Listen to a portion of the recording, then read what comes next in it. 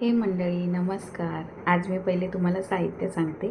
1 वाटी मैदा, अर्धी वाटी कॉर्नफ्लोअर, 2 ते 3 चमचे तंदुरी मसाला, चवीपुरतं मीठ, थोडीशी कोथिंबीर चिरून घेतली, 8-10 लसणाच्या पाकळ्या, 1 इंच आलं, 4 मिरच्या आणि 1 अंड आणि हे चिकनचे लॉलीपॉप.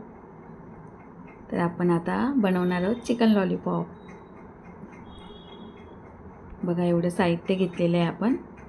आता आपण आलं लसूण हिरवी मिरची कोथिंबीरचं वाटण करून घेणार आहोत. ते आपल्याला चिकनवरती लावायचं आहे मॅरिनेशनसाठी. दुसरीकडे मी आता बाउल घेते. त्या बाउलमध्ये आपल्याला पहिले मैदा टाकायचा आहे. मैदा टाकून घेते मी. आता आपल्याला हे बॅटर बनवायचं आहे जे आपण चिकन लॉलीपॉपला लावणार आहोत. त्यानंतर मी कॉर्नफ्लोअर घेतलं आहे अर्धी वाटी.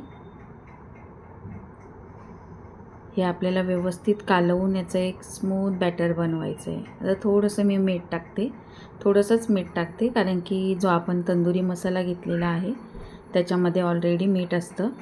तो मी रेडीमेड आणलेला होता. हे आपण वाटण करून घेतले, ते वाटण मी टाकत आहे. ते आपल्या अंदाजानुसार तुम्हाला किती तिखट हवं आहे, किती मसालेदार. तर मी 3 चमचे टाकले, मला थोडंसं जास्त वाटतं आहे म्हणून.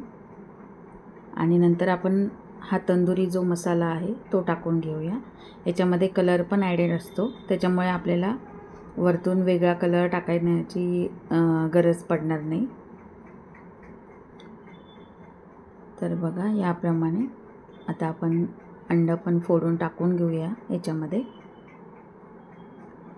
आणि याला आहे ना व्यवस्थित असं मिक्स करायचं आहे कारण की हे जेवढं तुम्ही व्यवस्थित मिक्स करणार ना तेवढी त्याची कोटिंग पण छान होईल आणि चिकन लॉलीपॉप पण व्यवस्थित होतील. आणि मी जर अशी चिमटभर साखर टाकणार आहे म्हणजे याच्यात आपण जे काही मसाले वगैरे ॲड केले त्यांचं थोडं बॅलन्स होण्यासाठी. आता मी थोडं पाणी टाकून याचं व्यवस्थित असं स्मूथ पातळशीर असं याचं बॅटर बनवून घेते. तर मी तंदुरी मसाला घेतला होता त्याच वाटीमध्ये थोडंसं पाणी टाकले आणि त्याला थोडंसं हलवून आणि ते पाणी टाकते. तर बघा मी अशा प्रकारे हलवून घेते. आता मला याला मिक्स करण्यासाठी मला हाताचाच वापर करायला लागणार आहे कारण की कुठलीही गोष्ट मिक्स करायची म्हटली तर चमच्याने ती होतच नाही, हाताचा आपला वापर करायलाच लागतो. जोपर्यंत आपण हाताने ते व्यवस्थित करणार नाही तोपर्यंत ते व्यवस्थित मिक्स होणार नाही. नीट अशा याच्या गुठळ्या मोडून असं स्मूथ असं बॅटर बनवायचं आहे बघा याप्रमाणे.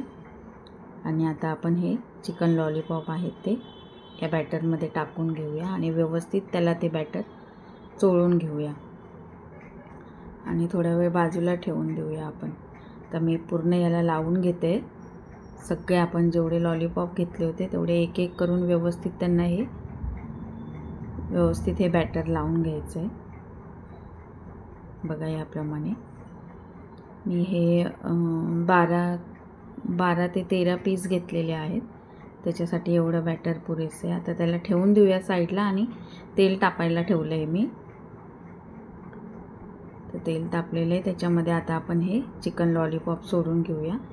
चिकन लॉलीपॉप तेलामध्ये सोडायच्या अगोदर त्याला परत पुन्हा एकदा व्यवस्थित असं ते बॅटर नीट लावून घ्यायचं आहे हाताने आणि मग ते तेलामध्ये सोडायचे. याप्रमाणे जसं तुम्हाला दिसत आहे व्हिडिओमध्ये त्याप्रमाणे तुम्ही तेलामध्ये असे सोडून त्याला तळून घ्यायचे. मी एका वेळेला 4 टाकते आणि मग ते व्यवस्थित तळून झाले की मग दुसरे टाकणार आहे बघा याप्रमाणे. त्याला थोडंसं पहिले व्यवस्थित असं त्याची बाजू अशी तळली जाऊ द्यायची, मग नंतरच त्याला हलवायचं, नाहीतर त्याला जे आपण कोट केलेलं आहे ते निघण्याची शक्यता असते. हे बॅटर तळलं गेलं ना की याचा कलर थोडा चेंज होतो, म्हणजे आपल्याला लगेच समजतं की हे तळलं गेलेलं आहे असं. नंतर मग याला आलटून पालटून असं व्यवस्थित तळून घ्यायचं. हे बघा झालेले आहेत आपले. तर मी साईडला काढून घेते यांना अशा प्रकारे